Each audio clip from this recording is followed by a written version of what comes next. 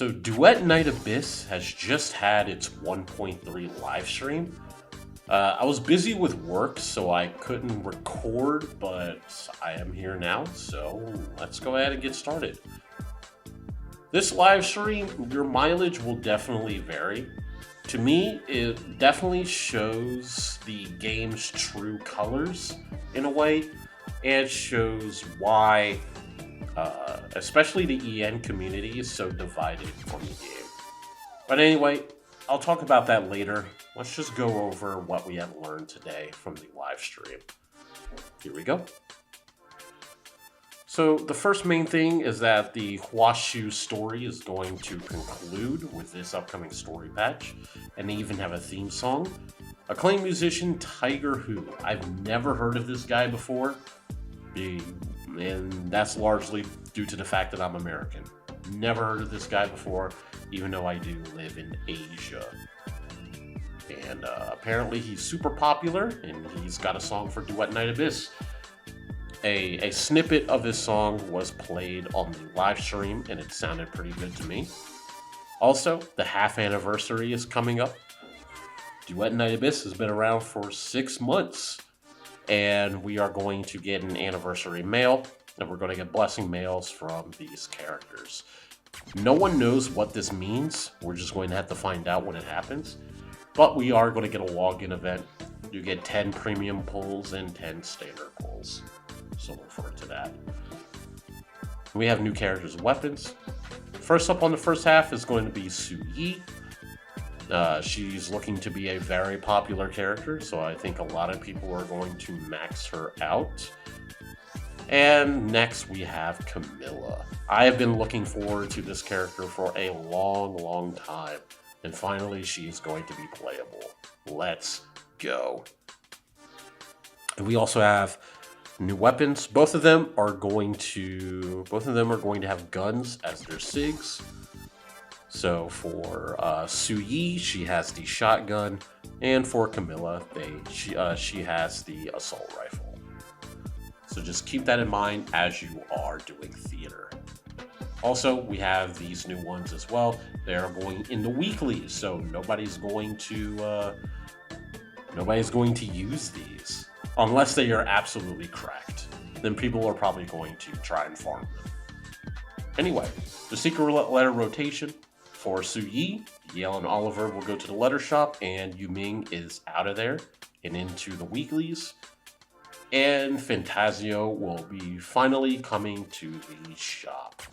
And Su Yi will be going to the weekly. So unless we get a new weekly boss in 1.3, 1.4, Psyche is going to be in the secret letter shop. So yeah, look forward to that. If you haven't played the game since Psyche released, or you've been waiting for this moment, 1.4 will be the patch for you. Okay, we also have some more previews here. We have a new skin for everyone. Fox Hunter has their own version of the skin too, and Hellfire will be given the skin for free. So you don't need to get the battle pass, so you don't need to pay for it for Hellfire. Speaking of Hellfire, actually we'll save that for later.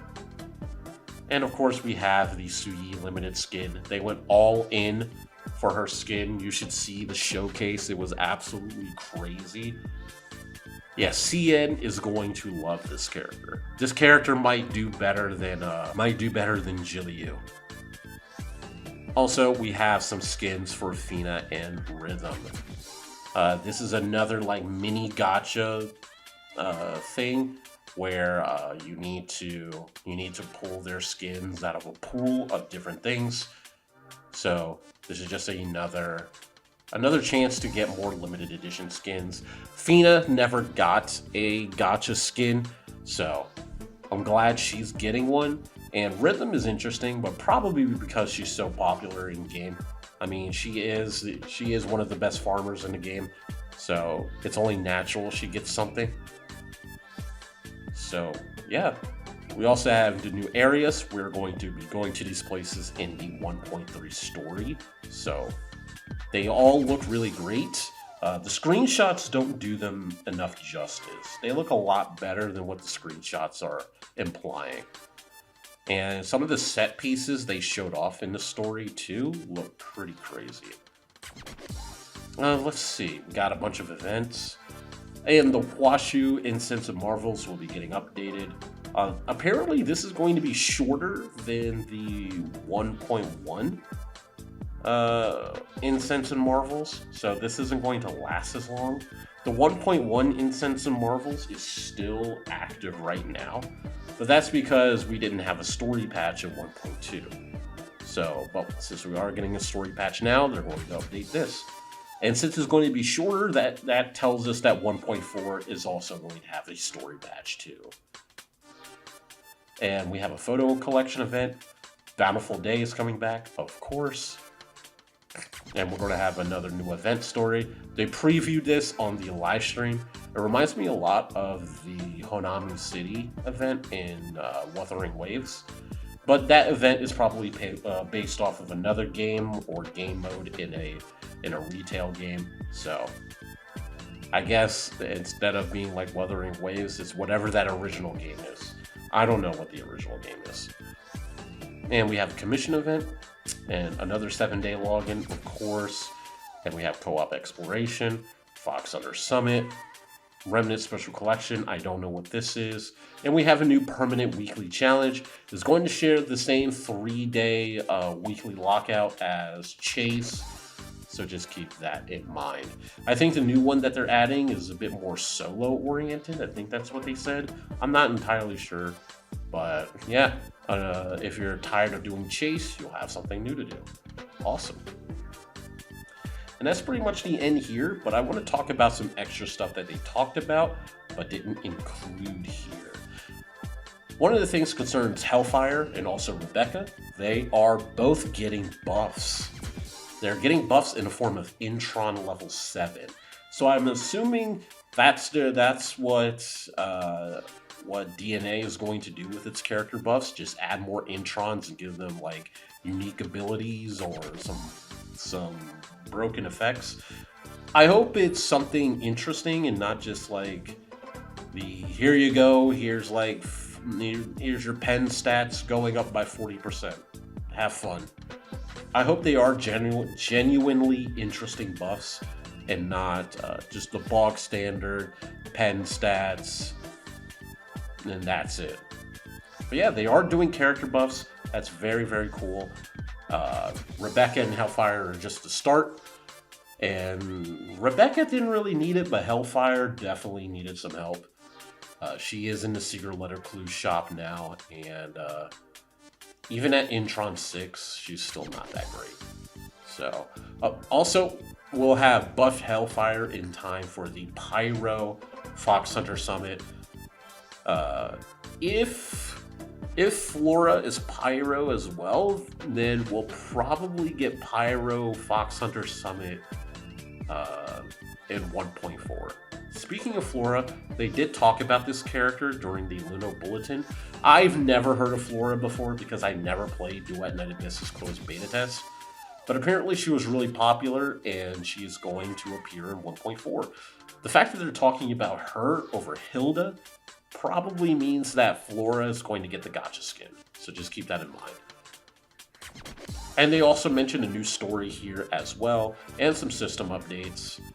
And we're going to have some permanent system changes in event gameplay. That's probably also going to be... This probably talks about 1.3 and 1.4. And also new maps and combat updates. A brand new weapon upgrade system for more diverse gameplay mechanics. They showcase weapon effect skins. Yeah, like weapon effect Demon Wedge skins. So how do I explain this? I'll probably have to show it on. I'll probably show it on screen. But basically, you get a Demon Wedge to change the moveset of one of the weapons, and then you get another Demon Wedge that changes the effects of that weapon moveset. So it's not necessarily like a damage boost or adds more gameplay mechanics or anything like that. It just changes the VFX of the weapon. And yeah, that is pretty much it for the 1.3 live stream. There was quite a lot. I'm actually surprised at how much there was. But this leads me to something I've been meaning to talk about. And so while JP and CN, they seem to be pretty excited and satisfied with 1.3. I haven't heard any of them shitting on it, apparently, from what everyone has been saying in like the Discord and whatnot. JP and CN are pretty happy with it. But EN, of course, EN is pissed because of issues like the hack, the malware, and the Indicator hack that happened earlier as well. And they did address the hack. They made a post, and I know it's more than just a hack too. It's other issues with the game, but let me talk about the hack first. Yes, the game got hacked, installed malware on people's systems. They've already sent out a statement. They sent out compensation, and also in the live stream, they briefly talked about more password security, and they kind of alluded to beefing up their server stability and security. So it's not like they're not taking the hack seriously. They are, and they are improving on that. But people don't care. It feels like people just want a reason to shit on Duet Night Abyss, and that's really unfortunate. But I think the main reason why EN is always going to have this negative aura around of it, not negative aura as in whatever. The reason why EN is going to have negative aura around this game is because the audience is just woefully mismatched. EN was sold on a gacha, and they are still holding the game up to gacha expectations, meaning sweeping changes every patch because they need it, I guess. But yeah. And EN is always going to have a mixed to dissatisfied feeling, even if they fix everything. And like, I get it. There are still problems in the game. For example, the new player experience needs to be improved. Movement still sucks if you're not using a polearm. Main weapons still don't do any damage. And there's other issues as well. They fixed a lot of stuff already, but still, it's just not going to be enough. Like I said, even if they fix everything, people are still going to shit on this game. They're going to pray for its downfall. All because the grind is still going to be there. I think that's the main reason why so many people on the EN side just hate this game. This game is for people who live by the grind. The people who love grindy games like Warframe, Destiny 2, PoE, etc. Like, sure, this game does have leisure events and story quests as well, but ultimately, it all serves to feed the core gameplay loop, which is spending hours grinding and min-maxing characters, and that aspect of Duet Night Abyss is going to stay the same. It is not going to change. They aren't going to make the grind easier unless they really have to.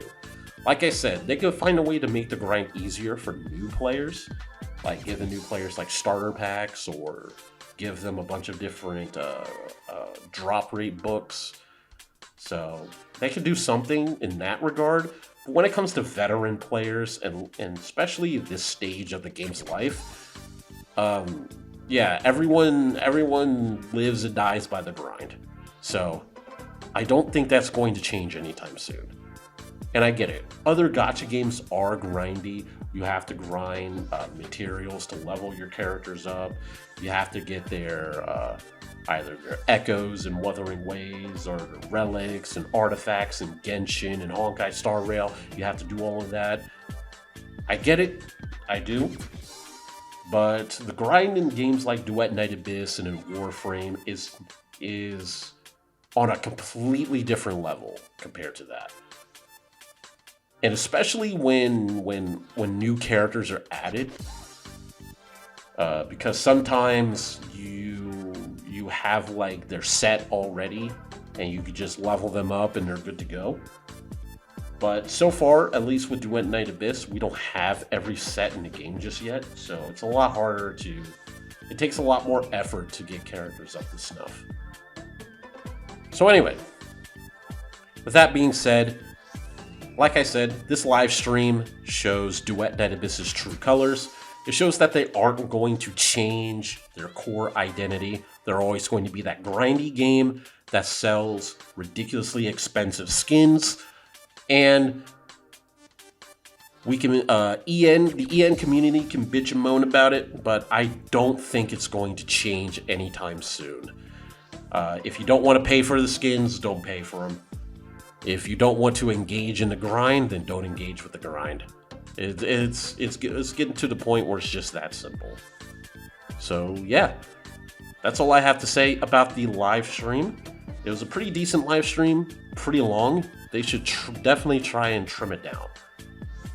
And yeah, thank you guys so much for watching, and I'll see you guys around. Later.